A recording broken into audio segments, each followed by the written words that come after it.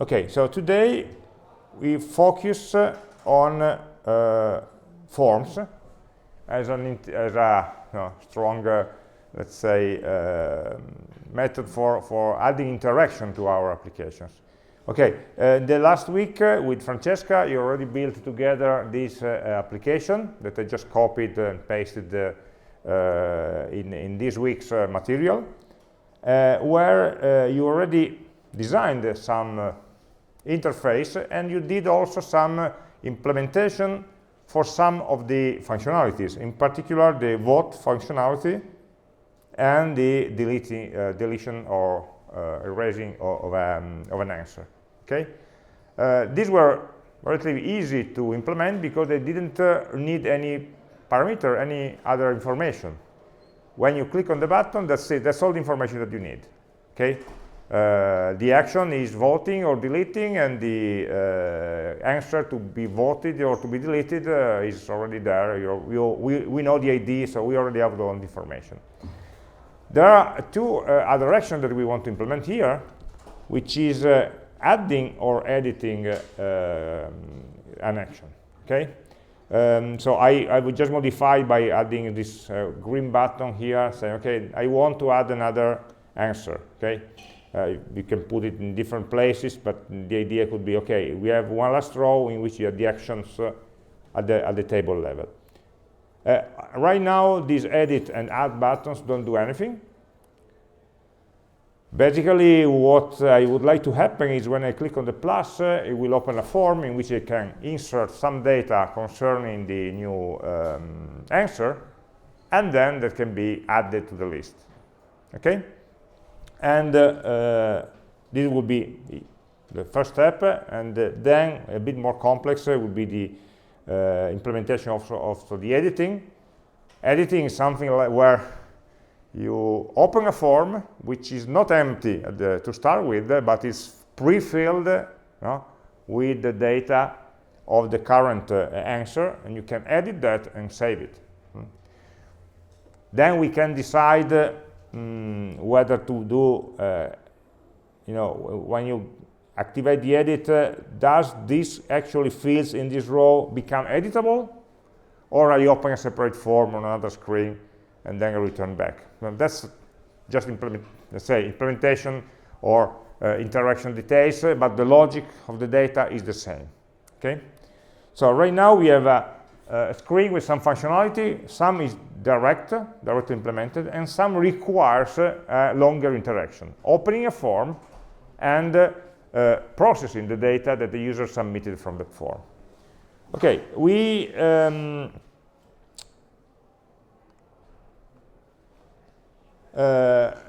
forms in JSX, in React, are just an extension of the concept of form in basic HTML. So we are basically using the form tag and the input tag to implement the different text areas or buttons and something like that. We will also probably make nicer forms. We style them. We use Bootstrap or other libraries to style them so they become more nice looking.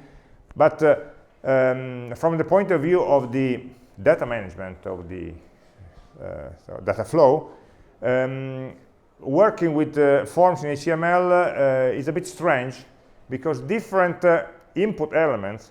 So what are the input elements? We have the text input, we have the password input, we have the checkbox, we have the radio button, we have the drop-down menu, the select, and so on. And the way HTML is built, each of these elements, interaction element, behaves in a different way. Sometimes it receives different types of attributes. Sometimes it generates different events, and so on. So it's a mess, because if you have a checkbox or you have an input element, they behave differently, and in your code you have to take into account all these differences. So what React does is makes a uniform layer on top of the HTML forms. So okay, all the HTML tags for forms are redefined at the React level, and they are giving a uniform behavior. Basically, every element, form element, has a value attribute, and this value attribute is linked to the current value of the field. So if it's an input text, the text is written there. If it's a radio button, is whether it's in the on or off state and so on. Okay. And this attribute works both ways. If we force a value, a given value, to the value attribute, sorry for the, that will become the actual content that is displayed on the web page. So from React, we can force the content of an input element. And the other way, we can read. By reading this attribute, we can read what the user actually typed there. Okay? It's always updated with the current value. And there's another attribute called default value, okay, that contains the initial value when the page was created. If we want to set up an initial starting value, that can later be edited.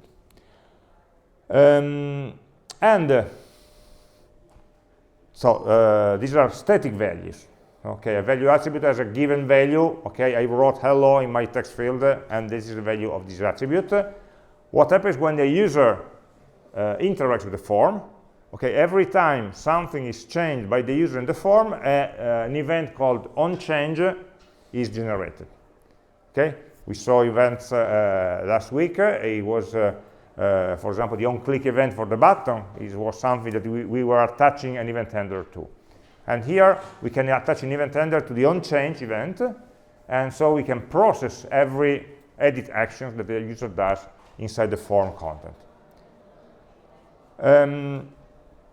And the good point is that onChange and value work consistently across the different types of fields, so we can forget about all the details and the differences of the HTML implementations.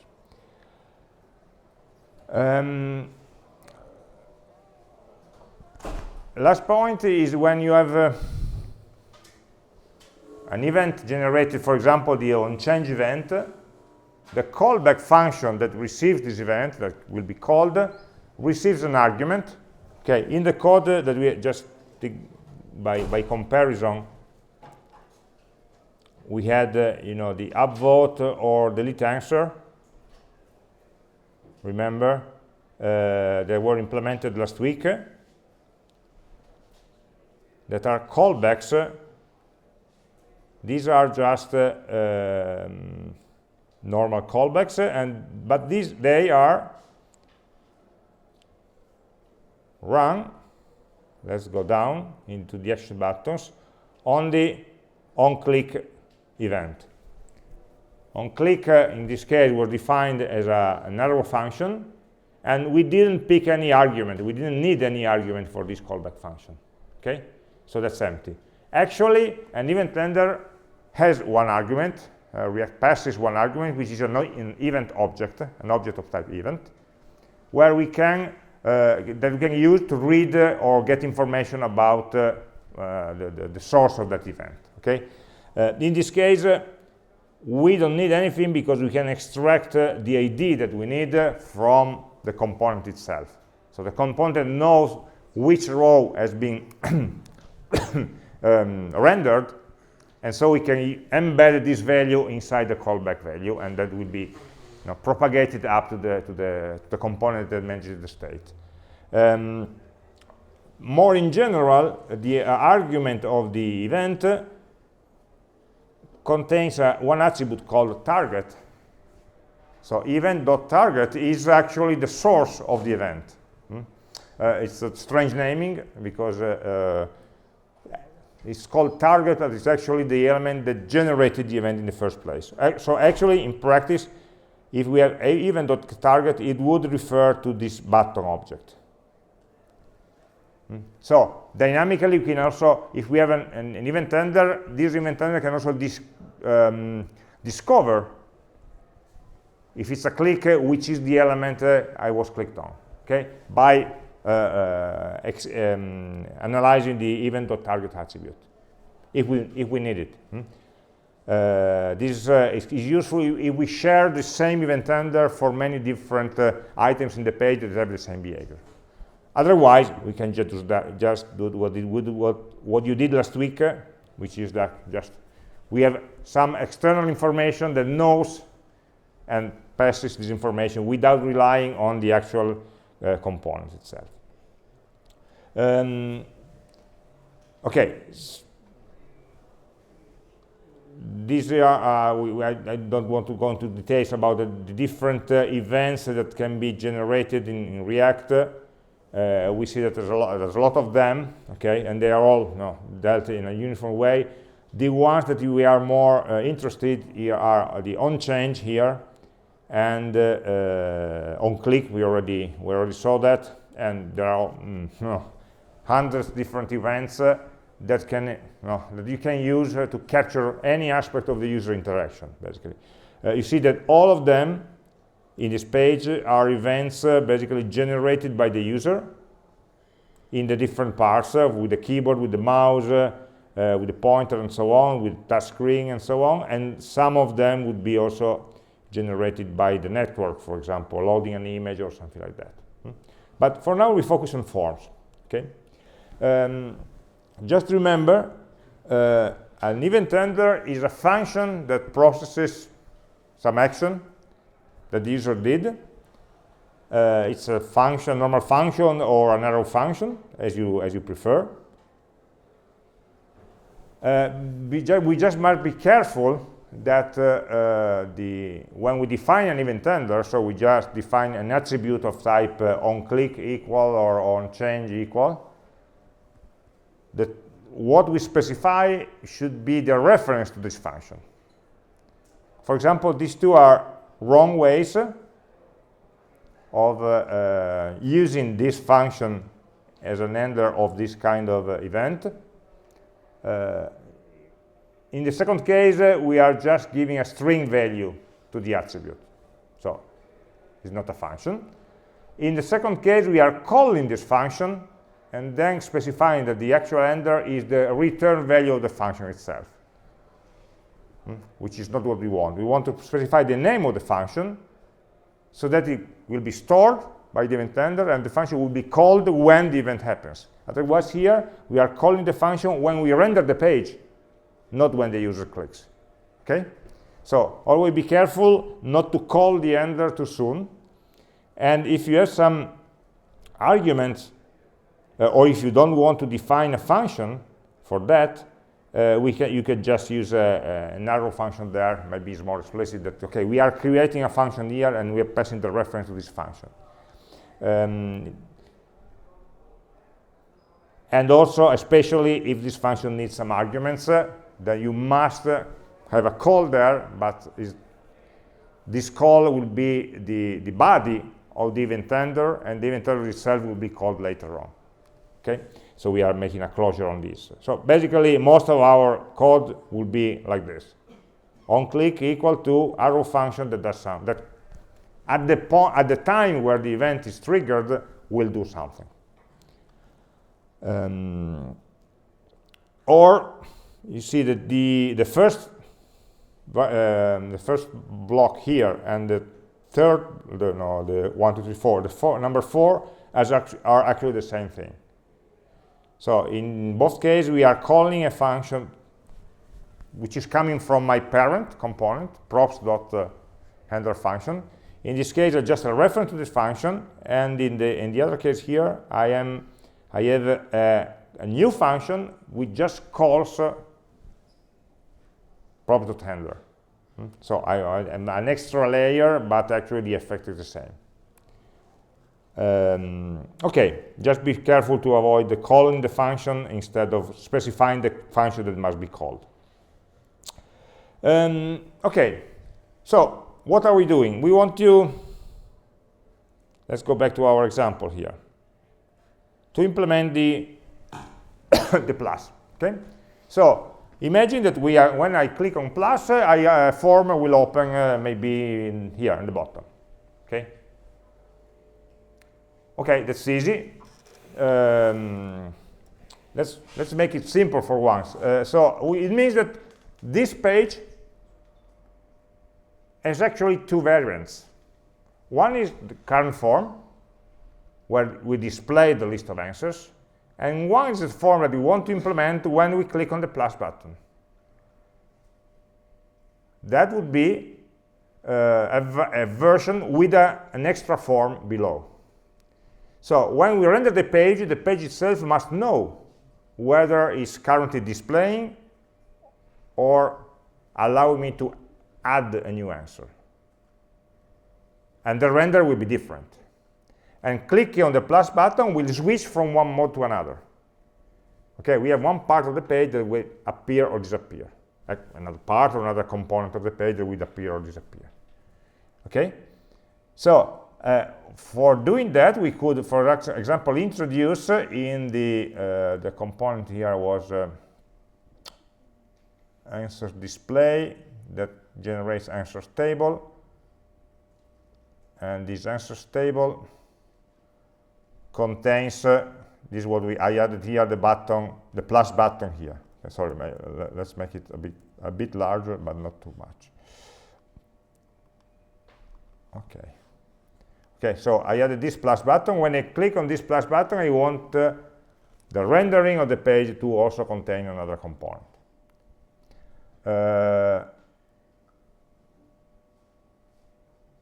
Where do I put that? This other component should be outside this table.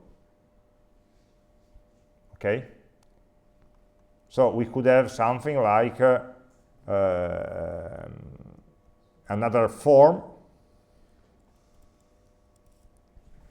with stuff inside in this component. And so the render of the form should be conditional on some state variable that will tell me whether I should also render this form or not. Where is where do we locate this state variable?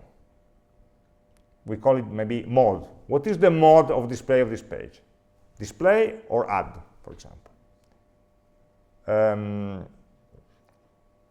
We could have a state variable here in answers table if the only place where we need this information of the state of the page is inside this component. So the question is, do we need also this information about the mode of the page in other components of this page or not?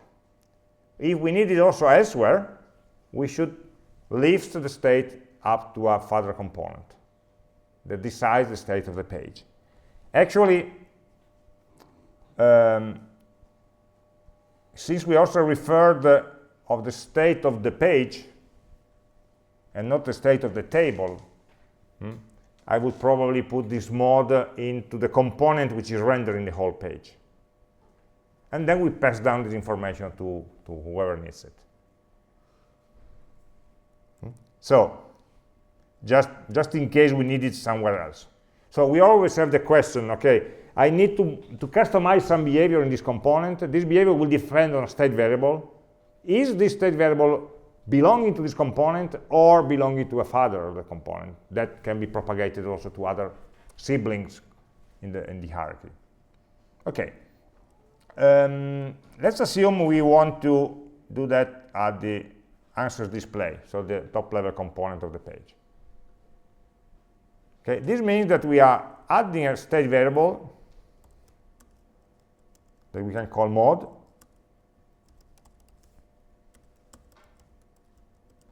which is initially display.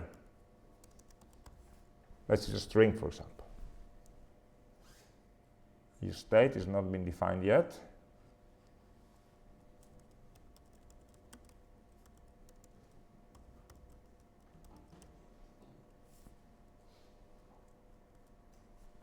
Okay. So in this page we didn't use it. Okay, and we can then propagate this mode to the other components.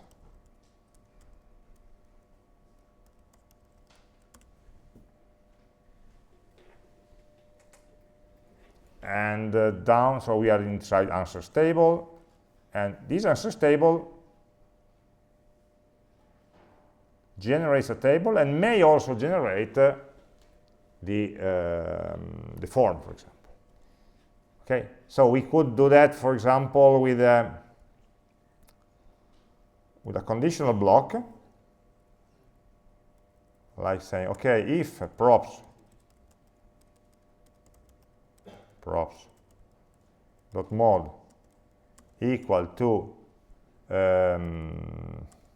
for example, add, then we have another row to display. So this part of the component will be rendered only if this condition is true. Actually, right now, just remember that when we return something from a component, we can only return one single component. In this case, we could return one or two of them. So we need to wrap them into an empty container, for example, like that. Okay, so we are returning one component that starts here and ends there, and this component may be made just of a table or a table followed by a row. Let's make test here, okay? And so right now, nothing changed, because the mode should still be displayed, just to be sure. Yeah, let's check the components and see that in our answer display, the mode is still displayed here. Okay, and also inside the answers table, we have a property mode display. Everything is fine. We want to change this mode when you click on the plus button. So, but the state variable is not inside this component, it's inside the father component, so we should provide a callback for changing the state. Okay? So again, we need to provide the father component, answer display, should provide a callback for setting the mode. Or we can just pass the set mode function, which is not a good practice because we don't do any validation, but we can expose it like this. So the function for updating this state variable is also given to answers table.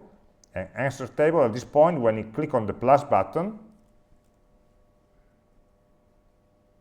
okay, on the button we have the onClick event that will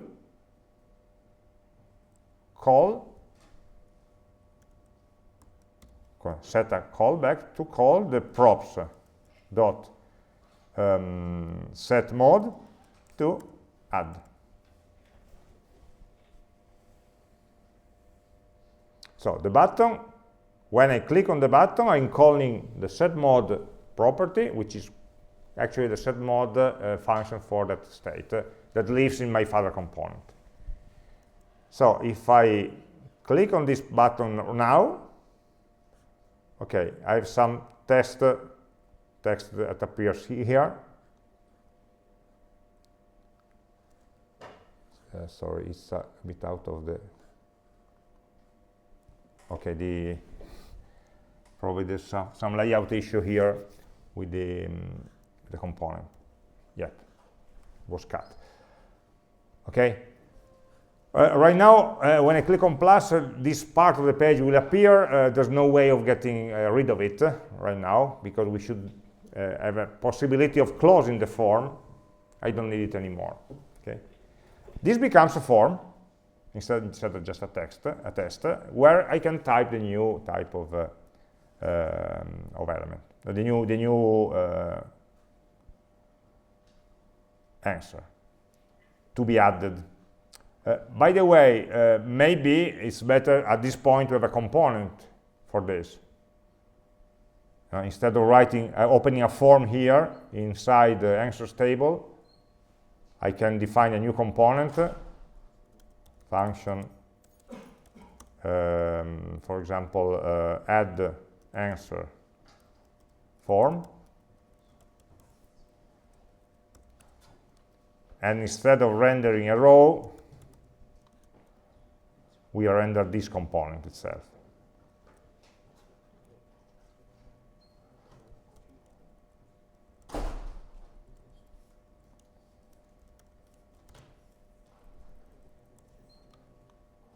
Okay.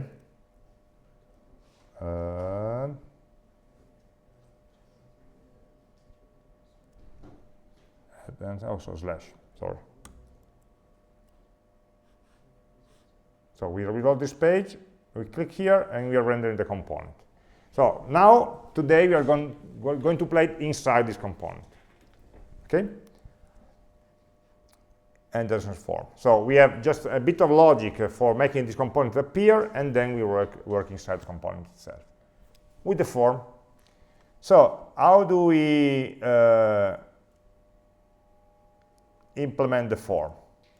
Generally, we have, for example, one form element that contains maybe let's start simple with the text, okay? Text input type equal to text.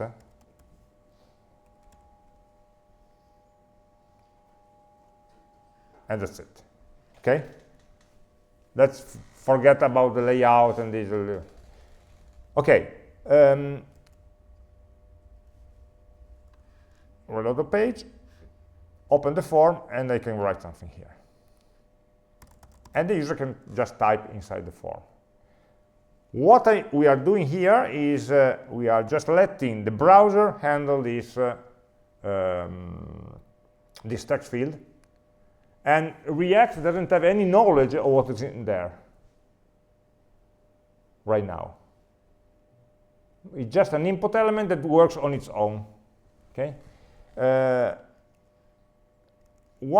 are at least two different ways of managing that. So at a given point in time, sooner or later, I want to know what the user typed there.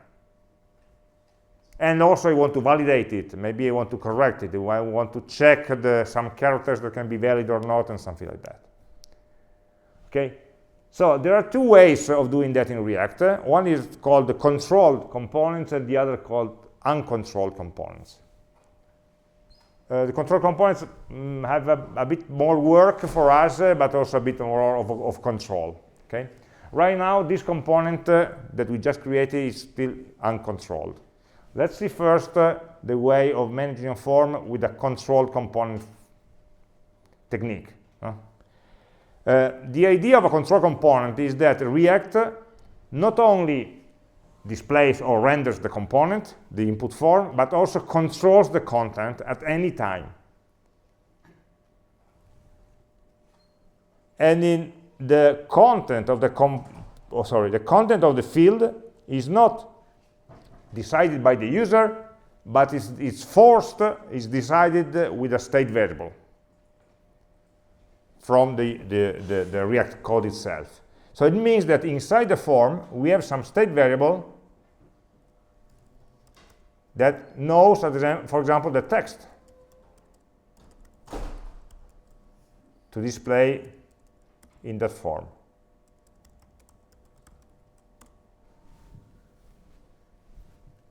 And when we render the input text, we want the content of the input text to be bound to the text state variable. Okay, so inside the component that manages a form, we have some state variables that mirror the content of the different input fields. And for linking them, we must link them in both ways. So when the state changes, the component display changes, and that's easy. You just need to set the input value, so the value attribute, sorry. And what this does is to force, so let's start from the beginning, open the form. Around now the text is empty. Of course,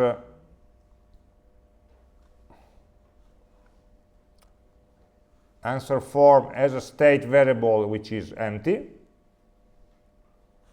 And if I try to write something here, you can hear my attempts, it will not display anything. Why? Because the value attribute of this text field is forced by this state variable text, which is empty right now. So the only way to change the content of this text field in a control component would be to change the value of the state of the text, the state. And how can we change the state? In a callback that goes to maybe capture the typing of the user. So a control component is always made of two parts. One part that forces the value here, but if we have only this, that will be immutable, it will be impossible to edit. And another part that detects when the user tries to change something and updates the state as a consequence. So we have a change event, a non-change event that will update the text. With what? Well, for example, the value that the user is trying to type. Okay? The event target will contain a value which is the desired value of that code. That depends on what the user types in. So the idea is when we have a control component, we always must set two attributes, value and onChange. And onChange will be a callback that will call the set text. Set text. So we update the state variable with the value of, event is e, is the argument here, event.target.value.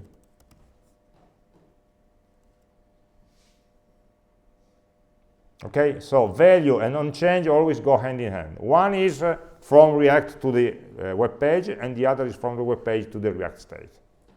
And in this case, we can hopefully type in here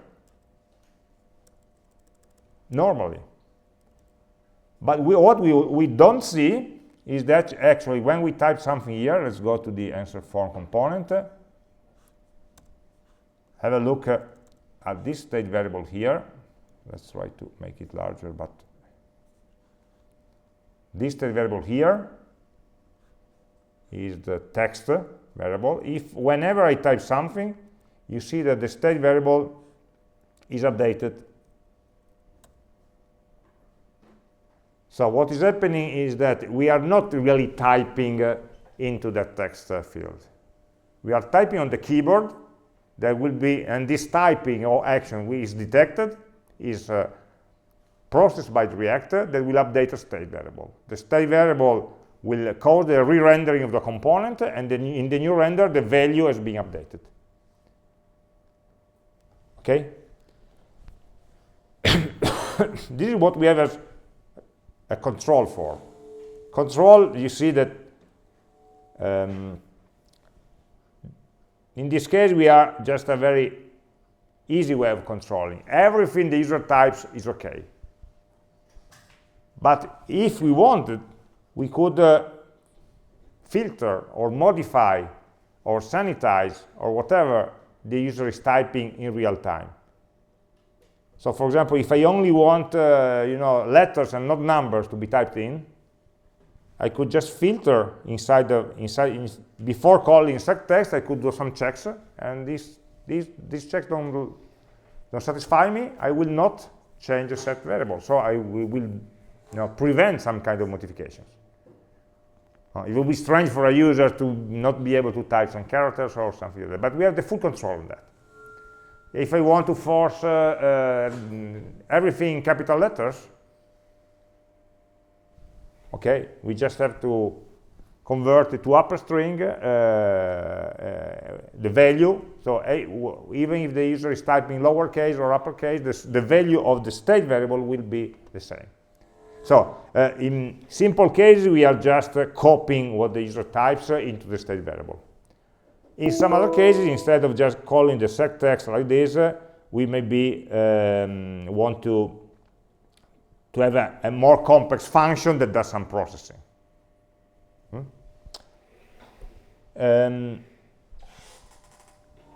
So right now, the information about this value is inside the form and inside the component state. The user types, deletes, and so on, and sooner or later, it finalizes the content. So we usually also have some sort of a submit action or cancel action. Okay, when I type correctly, the text would be, the answer is, I don't know.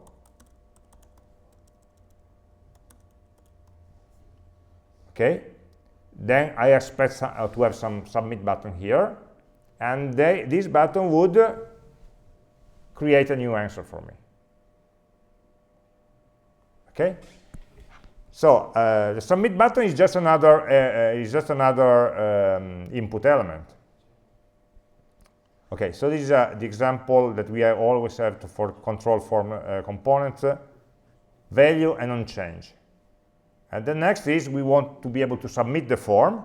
For submitting the form, we actually normally have an input of type submit, and we associate a submit action to the form itself.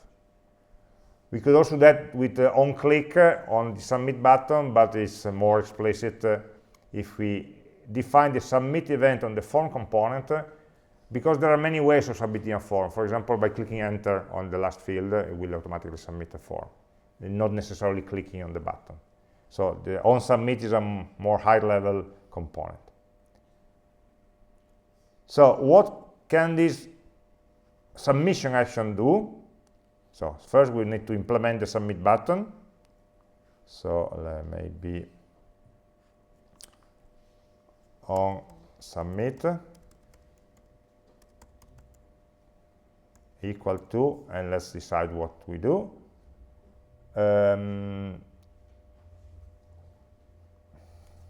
Let's define a function, for example, here, const submit action.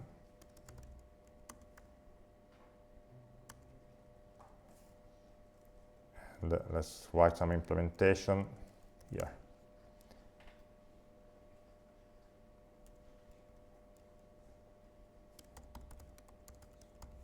Okay. Just not, if you have to write some lines of code, it's better not to write them in line, otherwise it will become unreadable. And so we need then a submit button on the next row. So let's maybe make it, let's swap it like this. To have two rows inside the form.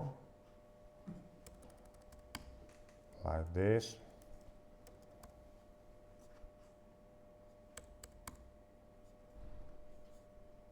Okay, and the second row, of course, we have a column.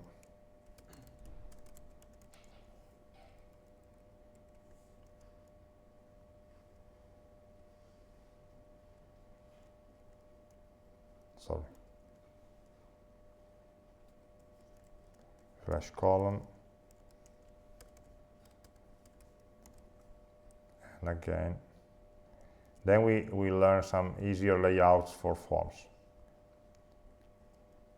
but right now we're focused on functionality. And we have you see a submit type, so input type submit, the value is what we will write in the code at the answer.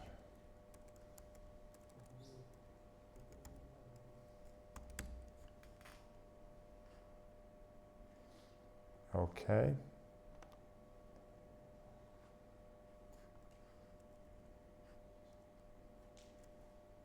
So, okay. Right now we have this new button here that, well, when I click it, right now it doesn't do anything for the moment.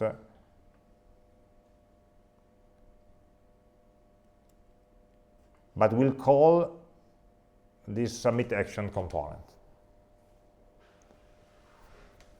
what the submit action would do. Okay, first of all, we need to check whether all the information that we have is valid. So do some validation, some checks, and then update the list of, so let's write it, what I should do. Update, check, validate data. If everything is okay, then we need to update the list of answers, which is not here, this list, it is in the app component, okay? So we need some callback for doing that in the main state. And then maybe close the form, hide it again, okay?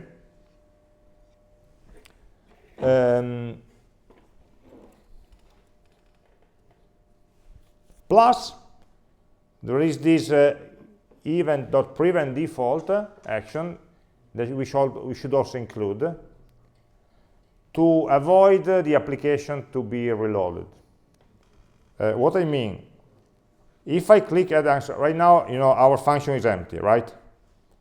Submit action is called but does nothing. But if I try to click it right now, you see that the page is reset to its initial state, and the application is also be reloaded. You see that it flashes the content. Why? Because the browser is still a browser. And so when I click on the submit button of a form, it will submit the form to the server. We don't have a server here which is able to process the form. We want to process it locally in the client.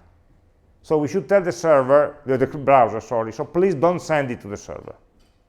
It will send it to the server where actually there's no action defined in this form.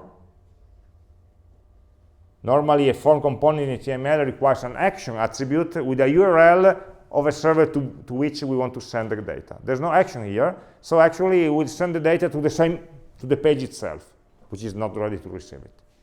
So we should sterilize this behavior. Okay, we don't want the browser to do that, and you want to tell the browser, please, okay, prevent default. Don't do that. Okay, so we have the event.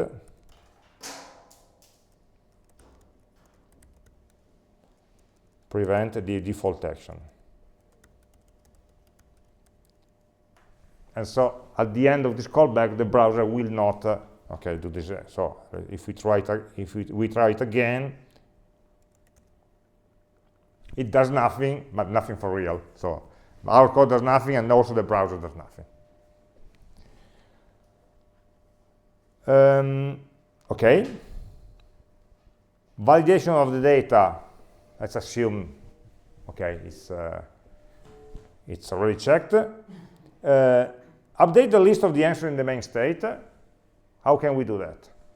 Oh, actually, for updating the list of answers, we should work inside the app component, where the list of answers is defined.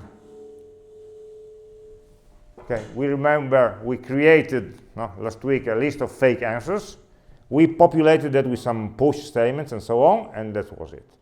We are passing around this list of answers, and we saw that we have some actions that let the child components manipulate this list.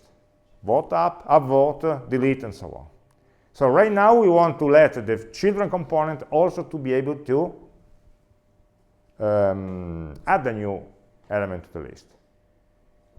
So I should prepare another argument, add answer, and that will call an extra function that we define here, const add answer, with some argument that we decide and then does something.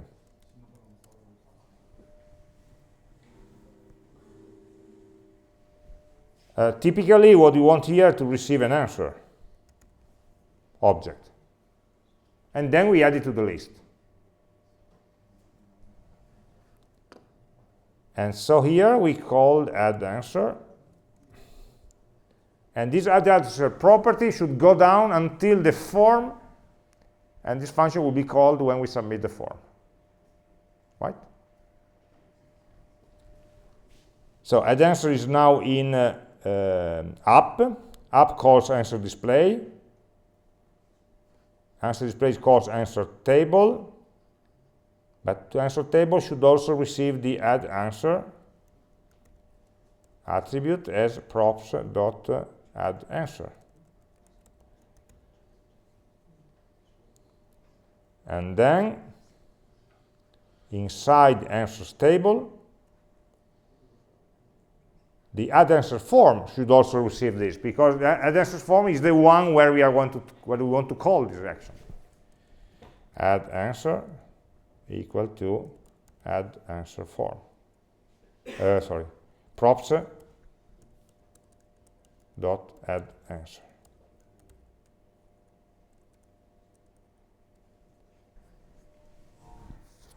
And so finally, inside add answer form, we can update the list of the answers by calling props add answer with some argument. Okay, so we should always drill down from the component that contains the state to the component that needs to change the state. Normally, all the logics about managing the state should be in the component that owns the state, and you should only propagate some action. So I will not, I am passing a vote, delete answer, add answer. Somebody could say, but would it be easier just to pass down set answers so that the component can do whatever they want? No. Yeah, sorry. Yes, but you are getting in trouble, because then you are giving full control over all the components over your carefully managed state. We only want to decide which operation can be done in the state to maintain it safe. So it's better to unpack the different actions and give the different actions different capabilities with all the checks that we need to do. So it's a bit more typing, but it's safer in the long run. What do this add answer function needs? It needs an answer object, probably, that we need to build by combining together the information that we had in the form. So we are in the submit button, and we can create an answer by creating a new object, answer, which is from the models file,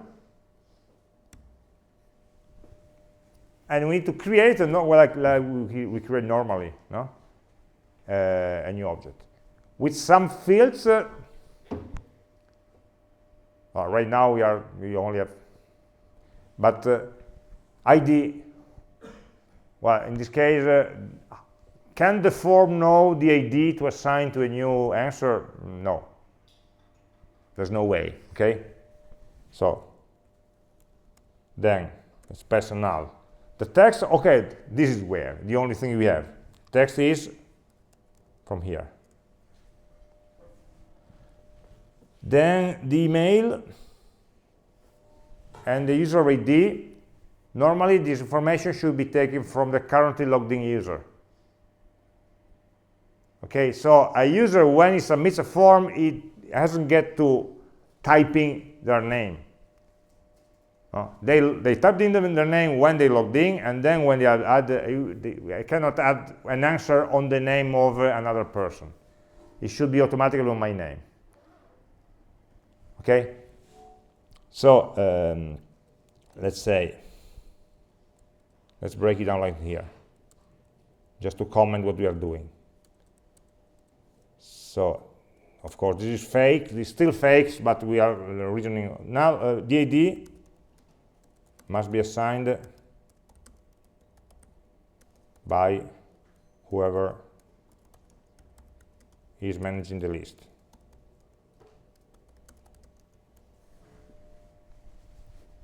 at the end of the game will be the database. No, we have an auto-increment ID, a unique ID that will be generated in a single place. Right now we don't have the server yet, so we'll be inside the app component, but only the app component knows how to generate a new ID. So right now text is coming from the user, the form. Then we have the next argument of this constructor is email. Email, we put something which is hard-coded here, because it must come from user login.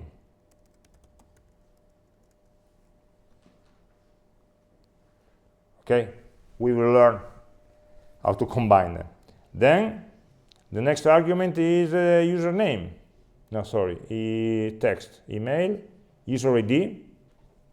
So let's imagine it's user number 1, user ID from login. And then date is today's date. Okay? And score is actually 0, it starts with 0.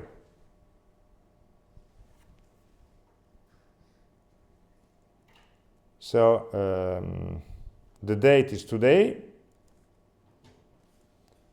date.js.now.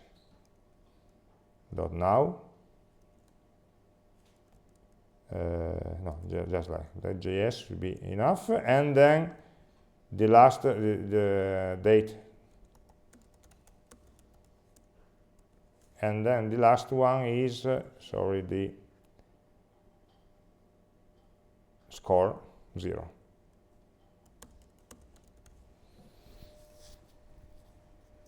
So we are creating this object here, and we are giving it to the addAnswer method in app.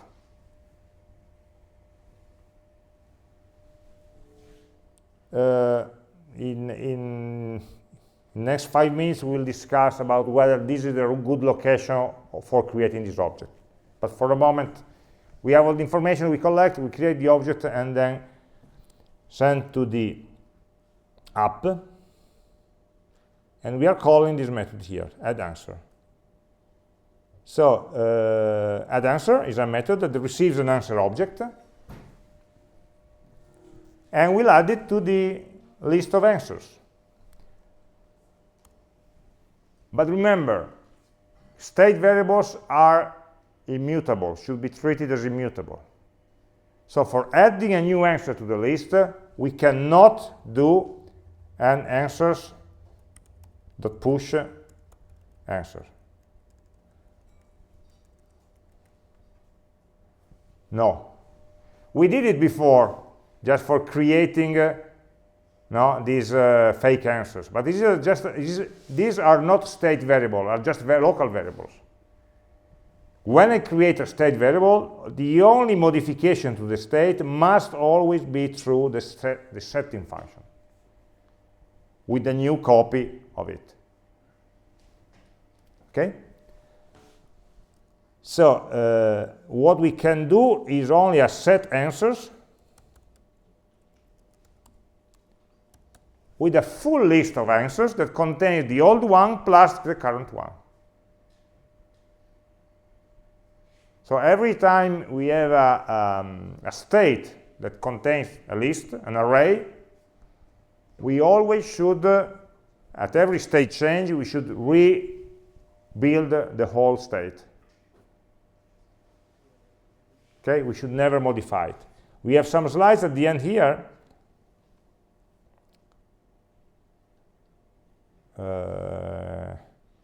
that gives us some examples. Basically, the easiest way of adding an element to the list would be to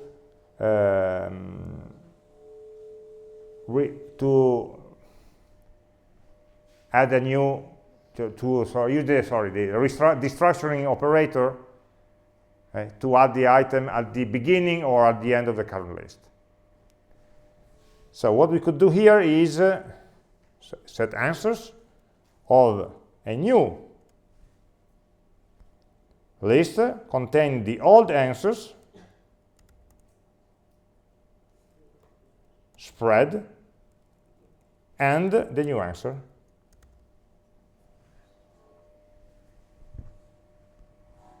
Okay, so we are taking the current answers, the current list of answers. We spread it out, we add another one at the end, the new one, and then we rebuild the array.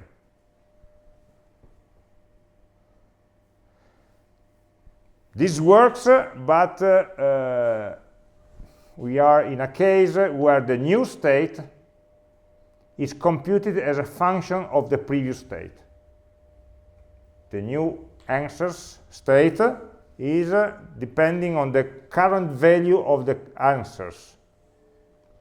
Okay, as we see last time, this is a bit dangerous because in the case there are several modifications in rapid sequence, we can lose some of them because the value of answers is computed at the time the callback is stored and not at the time the callback is executed.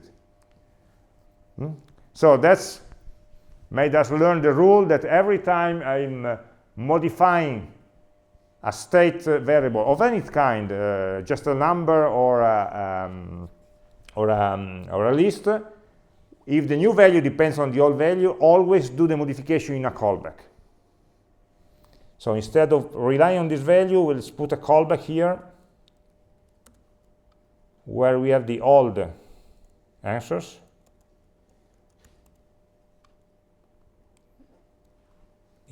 like this. So that is just moves the time instant in which the current value of the answers is used at the time where the callback is actually called. It makes only a difference if we are asking. This will be very unlikely to have many other answers at the same time, very close to each other. But let's remember the rule in general. Okay. So whenever in the set we have a value that depends on the old one, always make it a callback. Like we did here. And so on. Because we have the callback for the new set is depending on the old one. We have still a detail here to put because we should set the ID, because otherwise we have an ID which is null, and a null ID is not very liked by the table, the code that generates the table, because IDs are used as a key for the component. Okay, but in general we need to generate the ID so we can compute the maximum value of the IDs +1, for example. Okay, so the maximum we have a mat.max, right, in JavaScript. Const new ID mat.max of now I want to extract all the IDs of all the answers. Quindi answers dot map a.id, and this is an array, but Max doesn't like arrays, it wants a list of numbers, so I should spread this out. Sorry, where did I go? +1. And so answer.id, new ID. Maybe works. Let's find out. So I save this, save. So let's see what happens. So reload the page to be sure. Add test. Wow.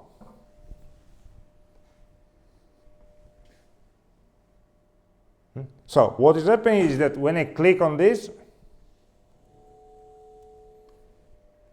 actually I'm building the object that collects local state from this component, puts together, and asks the manager of the global state, please add this.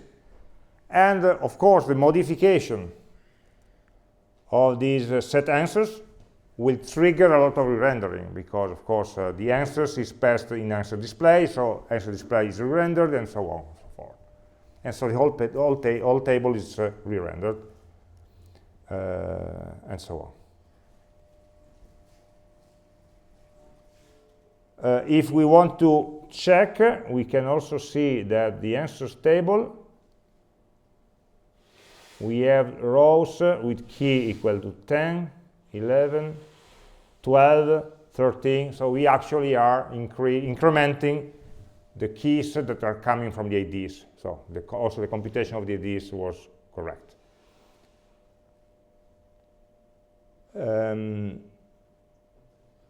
What we are still missing in our code is, of course,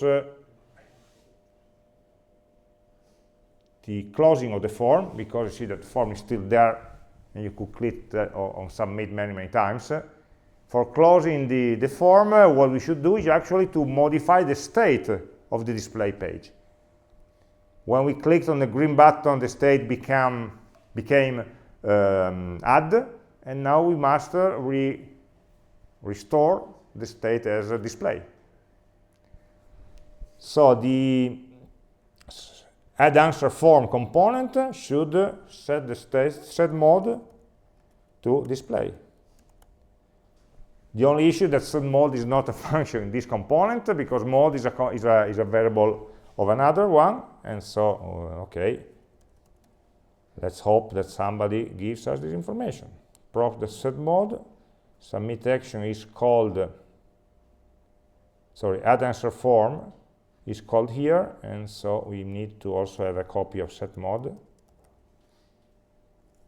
which is defined here, if I'm not wrong. No, even below, even above. So props, set mode, and above all, the display, okay, set mode. So now it should be there. Okay, click, ABC, add answer, okay, and then it disappears. Because when you click, it is being added. Sorry, go away. Add, new, click here, and it just switches. Okay? So that's the very basic behavior. Of course, we are in a strange situation, in which, for example, when I can type a new answer, I could also delete another one or something like that, which is not normal, actually. Okay? So in many cases, when the mode of operation of the page changes, maybe some action will be disabled or enabled. So maybe these buttons could, when we go into add mode, all of these buttons will become disabled.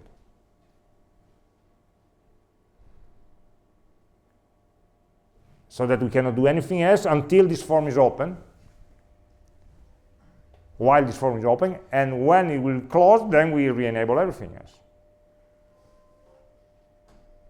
For example. So what this means that these buttons should only be active when the mode is displayed. Otherwise, not. They shouldn't. And so this means, for example, having a inside here in answer table is the form. The table could define now who is generating the buttons are here. Prop.mode the buttons are here.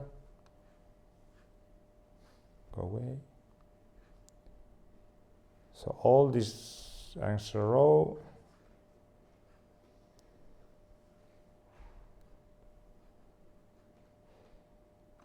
inside answer row, we have these action or answer buttons here. Okay, so this part here should maybe render these buttons in a disabled state, for example.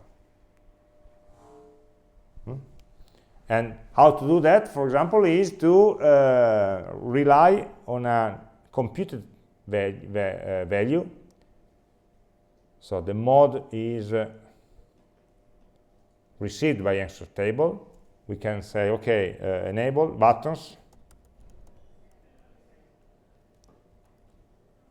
or enable buttons. Something like, for example, props.mode equal display. So that we have this value enable buttons that we can tell to the answer row. I need to split in two lines, otherwise it becomes unreadable.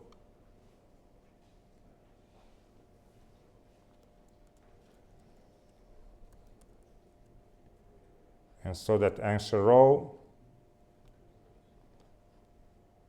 can give this information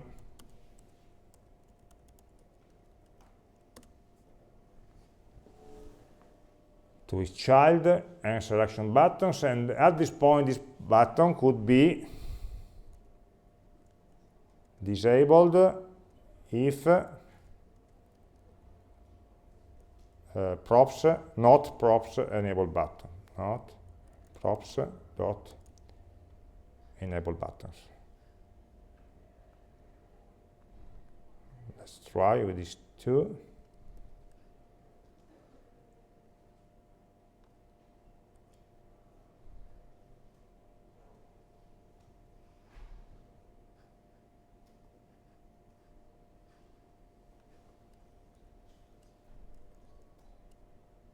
Oh, sorry, I duplicated a row without. Okay, let's try with the first one. Okay.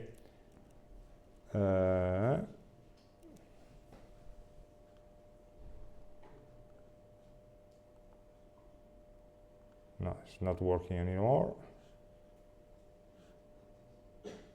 Okay. Yeah, you see that these buttons are working. When I click on the plus for opening the form, these buttons are grayed out, and so they are not cannot be clicked anymore until the state becomes display again. So it's of course there's a lot of low-level control that we can make over our interface by managing some state of the interface. So in a way we are separating with the state of the application, where in this case in our application is everything in app. This is what counts, the data. And then we have different levels of interface state, the state of the interface, the components. So are we displaying this part or not? Are we displaying this component or not? Which is this variable mode, for example, or disable buttons and so on that we created. And at the third level, at the lowest level, is the form state, which only lives inside this form component and is only used for managing the content of the input fields. And the only way for this to live outside this component is when some data is submitted. And so it's used outside. Okay, so a form usually has a set of state variables for managing the content of the form. That's it. A page, a visual page, may have some state variables used to customize the behavior of the page. Some components are disabled, some are shown, some are hidden, and so on. And these are just for managing the interaction flow of the user. I want you to see this, I want you to hide this, I want to enable this functionality or not. And they don't change the data until some of these actions actually go to the component that holds the application state. By the way, the application state is the only part that basically we will move to the server side, because that will be stored in the database.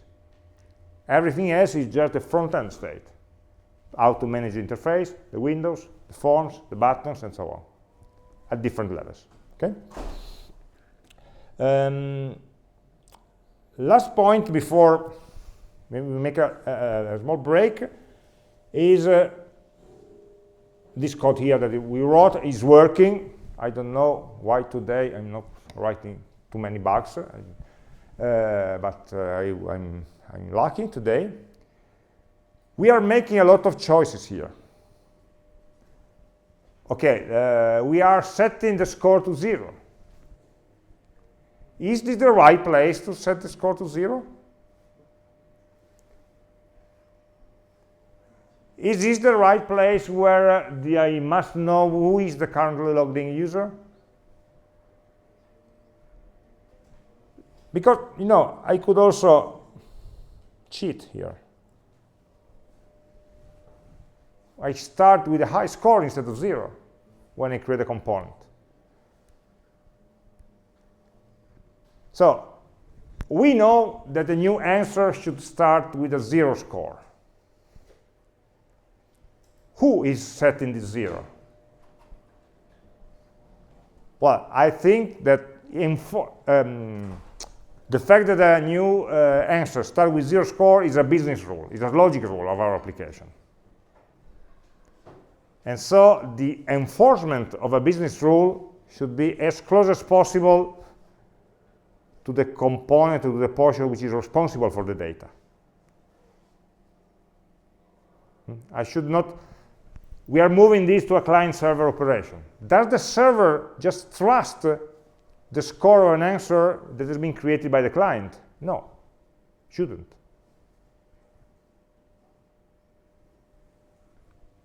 When I create a new answer in the database, is the procedure that enters into the database that sets the 0. The query itself, it should not be modified easily by using the application. Okay? So, in this case, most of the content of this answer object are fixed, are determined by the business logic of the application, not by what the user types in the form. So in this case, maybe it's better that the form only provides the information coming from the user. And all the rest should be moved where the application logic resides. And where is the place where we are enforcing the application logic? Inside, right now, inside this callback here. Where, for example, we are enforcing the ID. We could also be enforcing the date. We could also be enforcing the user ID. We can also be enforcing the score, the initial score. Okay? So that the form itself doesn't need to know about the logic in which I set the initial score. Maybe you are a premium customer and you start with +5. I don't know. Okay?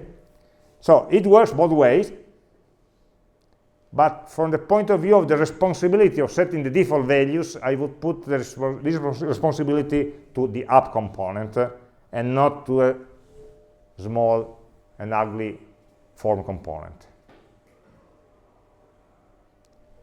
So this means that actually I'd like to move this here.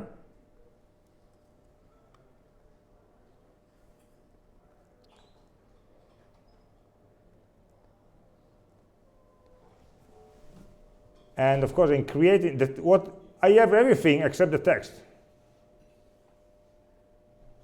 And the text, of course, will come as an argument. The JS must be imported, probably. Import.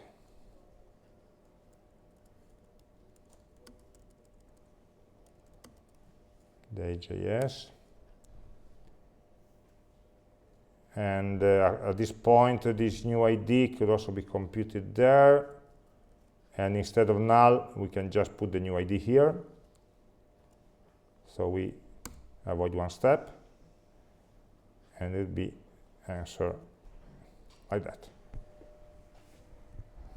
And of course, on the other side, we should not pass a full answer, but just the text. Well, in this case, it's just one text. In more complex cases, maybe we have many more fields, so the text, the date, or whatever.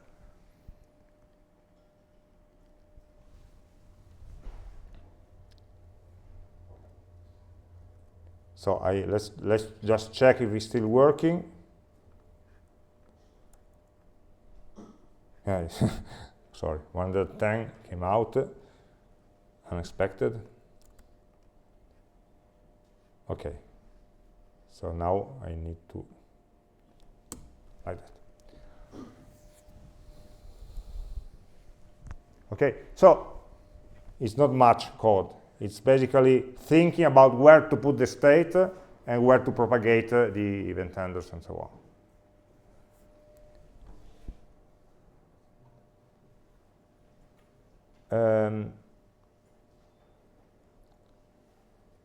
So what we need to do still is to think about how to implement the edit functionality, in this case, and how to implement this with uncontrolled components, which was the other alternative. That, so, okay, in the slides we were here said a control for component is made of 3 ingredients. Okay, value and user own change for every input, plus a submit action for the form itself as a whole. These are the 3 things that we must submit. We must implement. And a state variable for every input element that will mirror its content. Okay, so that's one way. We have some work to do, especially this boring work here, where every input must have one state variable and one event handler to update the state variable. And the behavior of this event handler here is very stupid. Just take a value and copy it into the state. So it's a bit boring for doing that, but we have the full control. After the break, we'll have a look how to do that in an uncontrolled fashion and how to do the edit functionality. Okay, so see you in 15 minutes or so. And let's hope that the recording today